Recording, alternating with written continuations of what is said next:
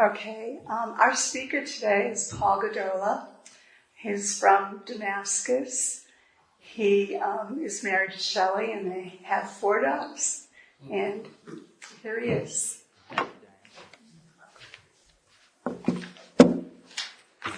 Hey everyone, thanks for having me again. So, as always, Wava, of course, asked for a title, and my title I gave her was What I Actually Believe, and then I started thinking about it probably should be, what do I actually believe? And, put a question behind that. So, the thing that I want to talk about, and what made me really start thinking about this, is I see so many people on social media, of course, posting different things that I would deem to be incongruent with each other over time. And so I paid pretty close attention to, I end up paying kind of close attention to what people post just because I'm curious about it, because it's what I'm passionate about. So typically I'm speaking spiritually, but then spiritually is all-encompassing. So politically gets underneath that. So when they're connected together. So that's what made me start thinking about this. And then I realized, well, am I incongruent? And where am I incongruent? So I don't want to be incongruent. So I really try my best to have all my beliefs go together. So what I want to do is just talk about some of my beliefs. So I guess that part's pretty easy because I can't get that wrong. The good thing is, as I've been, so I would tell you we're all on a spiritual journey forever. But as I've become more passionate about it recently, I've been pretty consistent for at least the last 5 years of and that's when I would say that I really started actively pursuing a spiritual life, so to speak. I was raised Roman Catholic, and it was a good experience for me at the time. And then I started, questioning some things along the way. I probably went through a period where I didn't really even think about it at all. I might have told you I was atheist, certainly would have told you I was agnostic, if nothing else. Which leads me to where I will start today, which is related to church. Do I believe in God? So, if I'm forced to answer yes or no only, I will answer yes. If I get to ask a bunch more questions and give disclaimers, first I'd have to say, well, we have to agree exactly what God is. And I'm not sure that we can ever do that. If you've been here before, I've talked about words. So with words, there's a signifier, the actual symbol of the word. There's the referent, which you're pointing to. So if I'm talking about a basket, that's easy. But when we're talking about God, the referent is very difficult. So the signified in our head might all be different. So that makes it tough. So just a couple definitions that you may be familiar with, just out of curiosity, then I looked them up, is pantheism. And that is the belief that reality is identical with divinity. Another way to say that is that all things compose an all-encompassing eminent God. Pantheist belief does not recognize the distinct personal God. Panentheism, so P-A-N-E-N, theism, it is more meaning like all in God. It's the belief that divine pervades and interpenetrates every part of the universe and also extends beyond space and time. So just a couple interesting definitions that you can go into what you believe. The impersonal aspect of God I find interesting because a lot of people, I think, talk about this, and it could just be called the unmanifested, the absolute, in Hinduism, Brahman, the transcendental reality. I like what Eknath Esaron, if you're familiar with him, has to say. He just refers to it as the Lord of Love, and that we're all connected to this, and it's there 24/7 for us. And it doesn't matter whether you call that Lord of Love Jesus, Buddha, Rama, Krishna, or any other name you choose. And he tells stories of someone that called it nature with a capital N. I think that's pretty accurate. That it doesn't matter what you call it. There is something greater than us. A friend of mine is the chairman of the Institute for Earth Education, Steve Van Meter. You may have ran across some of his writings somewhere because it pops up surprisingly in things to me.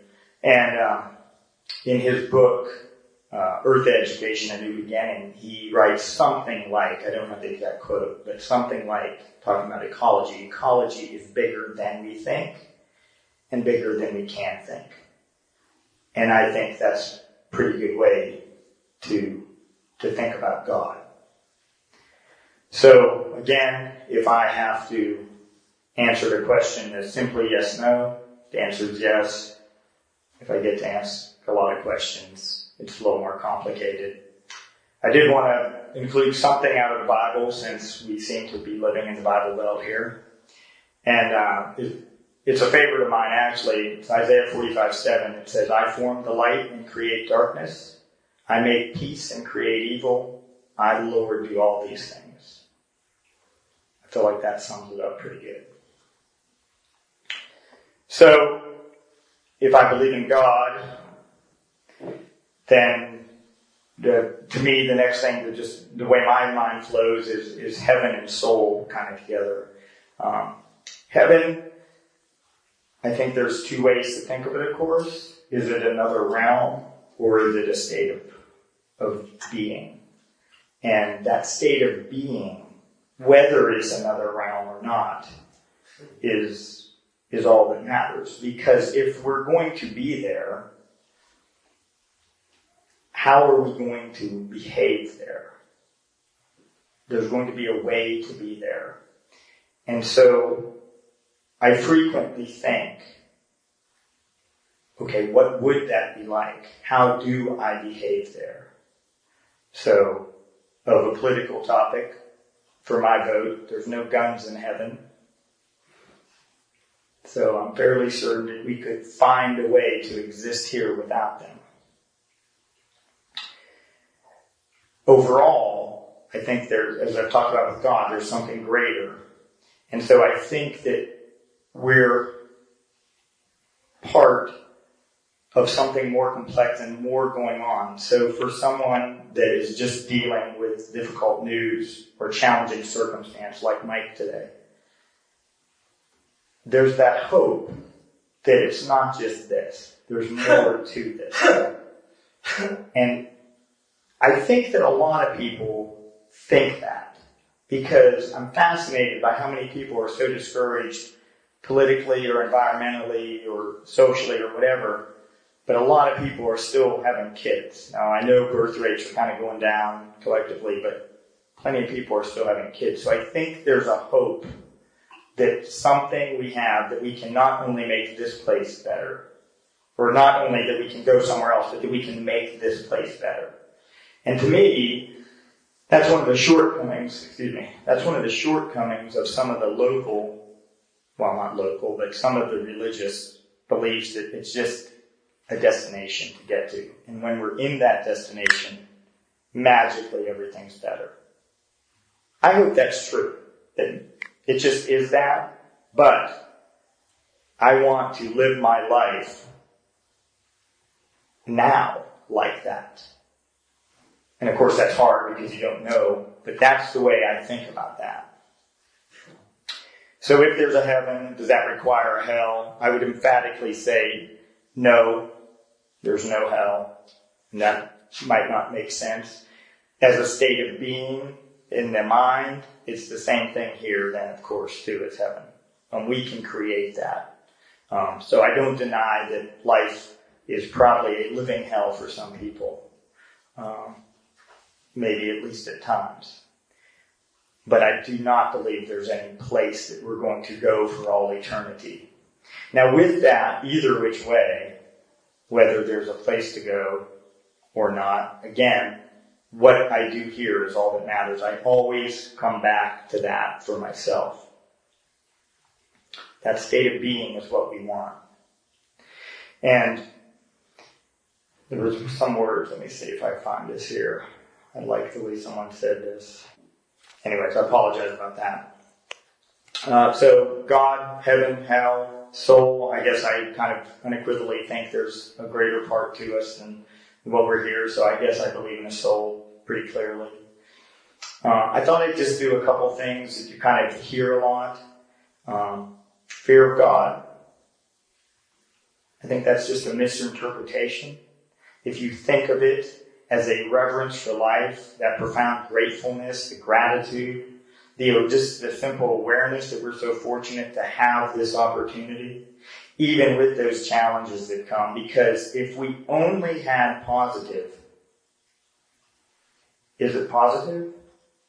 And that's another question for heaven. What is heaven like? Is it only positive? If there was literally a heaven to go to. Because that probably gets boring after a while. We need those challenges. So along the way, certainly, I am thankful for everything I have. And sometimes in retrospect, those challenges become blessings. But certainly life, well, as the Buddha said, life is suffering. So let's not be the producers of the suffering on other people. We're going to experience enough suffering just on our own. A common thing, of course, is accepting Jesus as your Lord and Savior. So, of course, I don't think that you have to do that as a hoop to jump through to get to heaven. But for those that say it in front of a congregation, if they truly mean it, and they're declaring it out loud as this is the way I want to live my life, okay, I can buy that. That's fine. I'm declaring to you how I want to be. So when people get married, they get married in front of somebody, at least a justice of the peace. It's no one else. So they are declaring that they're going to live this way. So I'm okay with that. I don't think that you have to say the words. There's no magic prayer that's going to magically create you into this being. And I think if everybody was honest, they'd clearly see that that's not happening. It would be great if it was. A couple things, other just kind of side things, thinking about. I don't think we're born sinners then. I think original sin is more original separation from that whole, from that God, from that unity, from that one source, whatever you want to call it. And then that separation is where we experience this good and bad. And that's what is required here. And then can we transcend that? Although we're always going to be brought back to that, I think, here with a new challenge anyways. In the Bible, just to hit on like one of the big ones, Noah's Ark. If you're familiar with Jordan Peterson's work, sometimes Peterson can get criticized for certain things. I've seen some stuff that I think he's absolutely fantastic on, and I've seen some things that I don't necessarily agree with. But his take on Noah's Ark, I kind of get, and it helped me kind of understand it. And that is that you're building your ark for the future. You're planning ahead. And that makes sense. And it's one of those catch-22s, because I've talked about that before here, is that you have to simultaneously take care of yourself in order to be a service to others. So I think being a service to others and sharing our life is so crucial. But if I don't take care of myself first, it's not there. So I simultaneously have to live in the moment and plan for the future. Because then, in that future, I can live in that moment. And maybe that's just a paradox. I don't think I'm being incongruent there. The last one I'll talk about today is I feel that there's a collective consciousness. And even though it might seem painfully frustrating at times that there is not anything positive going on, that we are evolving collectively in this consciousness. And when you think about the way things have changed through eons of time, things are getting better. You could probably argue simultaneously things are getting worse. There's a theory called Orange Theory that says the universe is simultaneously contracting and expanding. So there you have that. That sums it up. Covers all areas. But I do think that collectively we are on an evolution, and that arc is positive. And some of the things we're dealing with in the world today is just the groups that don't get it are holding on to what is slipping away that we're moving past. So, like racism, we're moving past that. I know it doesn't always seem like that, but we are moving past that. And it's worse right now because those groups that are still straight racist are holding on for dear life because they know it's slipping away. And maybe that's just my hope. But that I do think that we're moving forward there. Generally speaking, I don't know if I've been congruent. I can bail myself out with believing in a paradox. That makes me feel okay about it. I thought Bob Hill in his last talk here, he said something about communion with the earth and other beings. Like that's what we need to do here. That's being congruent. Like when you really do that, you talked about the golden rule. When you really go into the golden rule, because sometimes the golden rule gets like criticized. Like, oh, it's about you. No. Doing unto others as you would do unto yourself. You have to go into that and reverse the role and think, how would I want treated? And am I treating that person truly the way I want? Not the way I want, selfishly. You've got to go into it a step further. And when you do that, I think you are congruent. Thank you.